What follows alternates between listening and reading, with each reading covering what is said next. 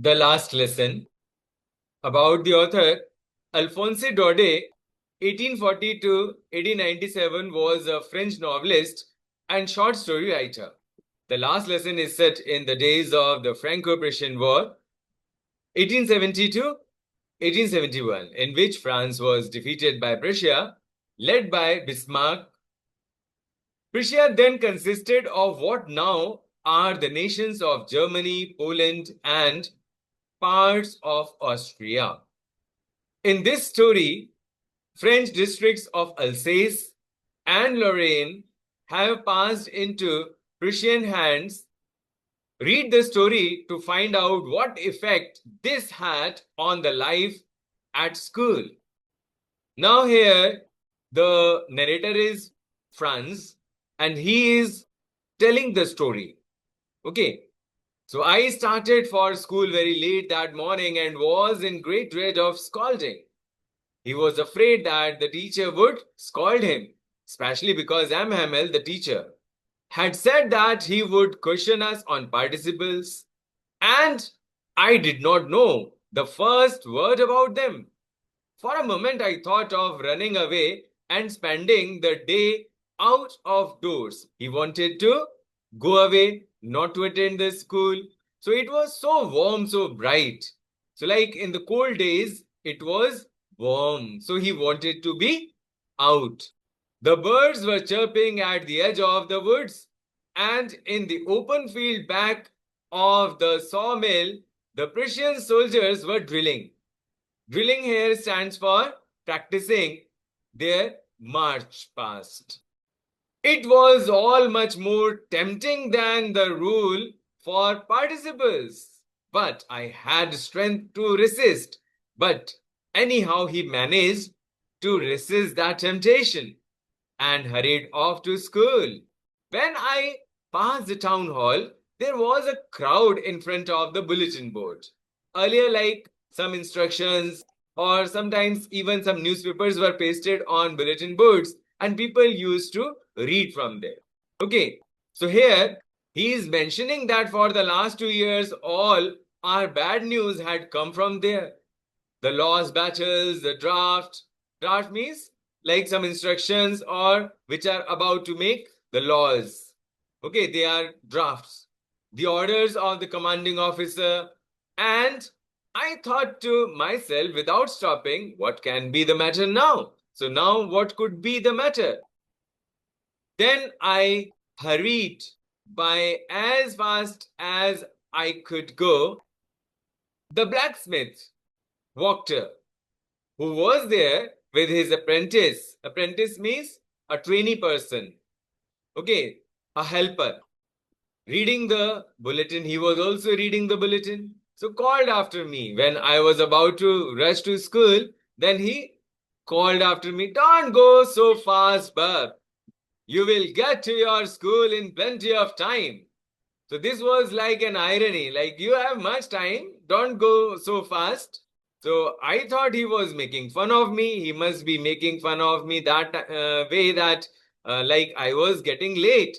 But actually he had read the news that French would not be taught in the schools anymore. So there is plenty of time now. It is no need to rush for that.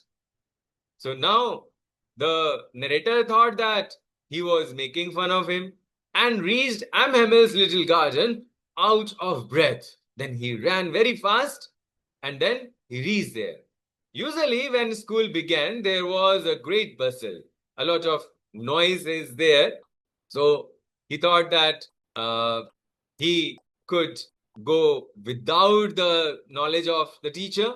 So usually when school began, there was a great bustle which could be heard out in the street. The opening and closing of desks, lessons repeated in unison. Unison means all together in one sound. Uni means one, son means sound. So unison. So very loud with our hands over our ears to understand better. Like phonetics. In the lessons of phonetics, children are trained in such a way that they hear their own voice as well, keeping their hands over their ears to understand better. And the teacher's great ruler rapping on the table. So In between, sometimes the teacher used to wrap his ruler scale on the table, but now it was also still. So I had counted on commotion. So he had relied on, he thought that there would be some commotion in the class and he would get to his desk. So I had counted on the commotion to get to my desk without being seen. But of course, that day everything had to be as quiet as Sunday morning. So, but it was all quiet as if that was a Sunday morning. Through the window, I saw my classmates already in their places and MML walking up and down with his terrible iron ruler under his arm. I had to open the door and go in before everybody, means everybody would look at me. So you can imagine how blushed and how frightened I was. But nothing happened. M. Hamel saw me and said very kindly, "Go to your place quickly, little Franz. We were beginning without you." I jumped over the bench and sat down at my desk. Not till then, when I had got a little over my fright, means he had controlled over his fear, did I see that our teacher had on his beautiful green coat, his frilled shirt, and the little black silk cap, all embroidered, that he never wore except on inspection and prize days. So, besides, the whole school seemed so strange and solemn. Solemn means serious. But the thing that surprised me most was to see on the back benches that were always empty, the village people sitting quietly like ourselves. Old Hauser with his three-cornered hat, the former mayor, the former postmaster, and several others besides. So everybody looked sad. And Hauser had brought an old primer. Primer is a primary book, so thumbed at the edges. So he had held that on its edges through his thumbs. So, and he held it open on his knees with his great spectacles lying across the pages. So while I was wondering about it all, M. Hamel mounted his chair. He sat on his chair and in the same grave means serious and gentle tone which he had used to me, said, "My children, this is the last lesson I shall give you. The order has come from Berlin to teach only German in the schools of Alsace and Lorraine. The new master comes tomorrow." So here this is simple present tense for future. Okay. So this is your last French lesson. I want you to be very attentive. So what a thunderclap these words were to me. Oh, the wretches. That was what they had put up at the town hall. So this was the thing which they had put up on the town hall. So now he got that. My last French lesson. Why? I hardly knew how to write. I should never learn anymore. So he was feeling bad about that. That it was his last lesson. I must stop there. Then, oh, how sorry I was for not learning my lessons. For seeking birds' eggs. Means instead of learning his lessons, he used to go for seeking birds' eggs or going sliding on the Saar. The Saar is the name of a river. So my books that had seemed such a nuisance for such a nuisance a while ago, so heavy to carry, my grammar and my history of the saints were old friends now. So earlier he did think that these, like sometimes you also feel that bag is so heavy. So he used to carry his books with a burden feeling, a feeling of burden. So they were like heavy to carry, and now they were like old friends. Now he couldn't give up these friends. And M. Hamel too. The idea that he was going away, that I should never see him again, made me forget all about his ruler and how cranky he was. Cranky means eccentric. So, poor man, it was in honor of this last lesson that he had put on his fine Sunday clothes. And now I understood why the old men of the village were sitting there in the back of the room. So it was because they were sorry too that they had not gone to school more. So it was their way of thanking our master for his 40 years of faithful service and of showing their respect for the country that was theirs no more. While I was thinking all this, I heard my name called. So it was my turn to recite. So what would I not have given to be able to say that dreadful rule for the participles all through, very loud and clear and without one mistake? But I got mixed up on the first words and stood there, holding on to my desk, my heart beating and not daring to look up. So I heard Amhamel say to me, I once called you little Franz. You must feel bad enough. See how it is. Every day we have said to ourselves, bah, I have plenty of time. I will learn it tomorrow. And now you see where we have come out. Ah, that is the great trouble with Alsace. Like here is the name of the country is personified. So she puts off learning till tomorrow means all the people of Alsace put learning till the next day. So now those fellow out there will have the right to say to you, so how is it you pretend to be Frenchmen and yet you can neither speak nor write your own language? But you are not the worst, poor little Franz. We have all a great deal to reproach ourselves with. Your parents were not anxious enough to have you learn. They preferred to put you to work on a farm or at the mills. So, as to have a little more money. And I have been to blame also. Have I not often sent you to water my flowers instead of learning your lessons? And when I wanted to go fishing, did I not just give you a holiday?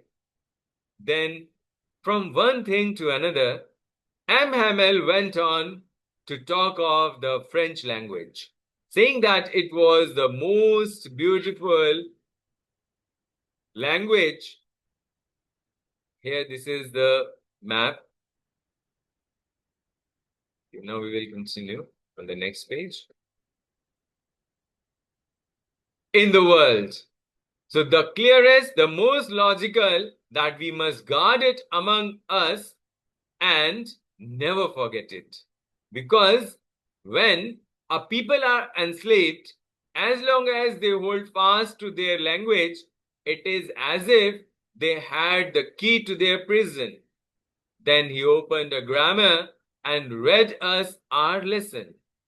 I was amazed to see how well I understood it. All he said seemed so easy, so easy. I think, too, that I had never listened so carefully and that he had never explained everything with so much patience. It seemed almost as if the poor man wanted to give us all he knew before going away and to put it all into our heads at one stroke. After the grammar, we had a lesson in writing. That day, MML had new copies for us, written in a beautiful round hand. France, Alsace, France, Alsace. They looked like little flags floating everywhere in the schoolroom, hung from the rod at the top of our desks. You ought to have seen how everyone set to work and how quiet it was. The only sound was scratching of the pens over the paper. Once some beetles flew in, but nobody paid any attention to them, not even the littlest ones, who worked right on tracing their fish hooks as if that was French too. On the roof, the pigeons cooed very low. And I thought to myself, will they make them sing in German, even the pigeons?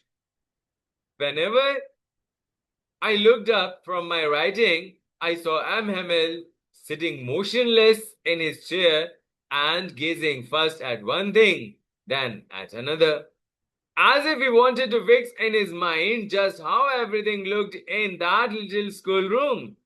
Fancy. For 40 years he had been there in the same place, with his garden outside the window and his class in front of him. Just like that. Only the desks and benches had been worn smooth. So after the use, they might have become smooth. The walnut trees in the garden were taller, and hopvine that he had planted himself twined about the windows to the roof. So how it must have broken his heart to leave it all, and leaving everything, how would he felt? Poor man. To hear his sister moving about in the room above.